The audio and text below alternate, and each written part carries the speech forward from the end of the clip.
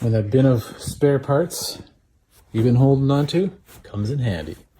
You can replace those torn up bolsters. Chop off the old one, spray some glue on there, a little glue on there, and she'll be just like new.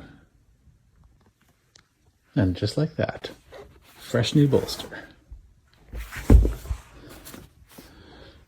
And get rid of this old one.